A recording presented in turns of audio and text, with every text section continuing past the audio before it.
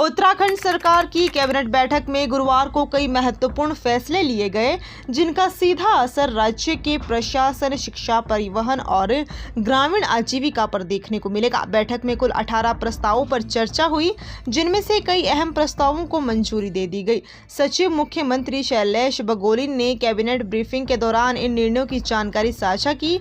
सबसे प्रमुख फैसलों में उत्तराखंड मोटरयान संशोधन नियमावली 2026 को मंजूरी दी गई, जिसके तहत प्रवर्तन अधिकारियों को भी वर्दी पहनना अनिवार्य होगा, जिससे उनकी पहचान स्पष्ट हो सकेगी और कार्यप्रणाली में पारदर्शिता आएगी। इसके अलावा शहरी विकास से जुड़े कुंभ मेले के कार्यों की स्वीकृति प्रक्रिया को सरल बनाया गया है, जिसके तहत अब 1 करोड़ रुपए तक के कार्यों को मेलाधिकारी, 5 करोड़ रुपए तक के कार्यों को मंडलायुक्त और इससे अधिक के कार्यों को शासन स्तर से मंजूरी दी जाएगी।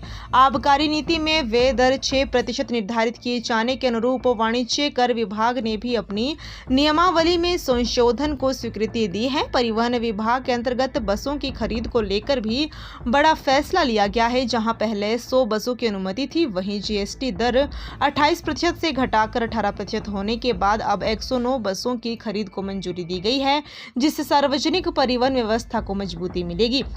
वन विभाग से जुड़े फैसलों में उत्तराखंड अधीनस्थ वन सेवा नियमावली 2016 में संशोधन को मंजूरी दी गई है, जिसमें वन दरोगा की आयु सीमा 21 से 35 वर्ष और वन आरक्षी की आयु सीमा 18 से बढ़ाकर 25 वर्ष कर दी गई है।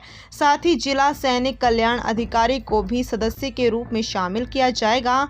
शिक्षा क्षेत्र में भी कई अहम निर्णय लिए गए हैं, जिनमें कक्षा 1 से 8 तक के 452 मदरसों को जिला स्तर से मान्यता देने और कक्षा 9 से 12 तक के करीब 52 मदरसों को उत्तराखंड बोर्ड से मान्यता लेने का प्रावधान शामिल है, जिसके लिए जल्द अध्यादेश लाना जाएगा। इसके अलावा प्रतीक्षा सूची को अब 1 वर्ष तक की वैध माना जाएगा और सुप्रीम कोर्ट के आदेश के अनुरूप विशेष शिक्षा शिक्षकों की अर्हता तय करने वाली नियमावली को भी मंजूरी दी गई है। सहायक अध्यापकों के सेवा नियमों की स्वीकृति दी गई है। लोक निर्माण विभाग से जुड़े मामलों में हाई कोर्ट के आदेशों की जानकारी कैबिनेट के समक्ष रखी गई, जबकि डी श्रेणी के ठेकेदारों के लिए कार्य सीमा को बढ़ाकर 1 करोड़ से 1.5 करोड़ रुपए कर दिया गया है।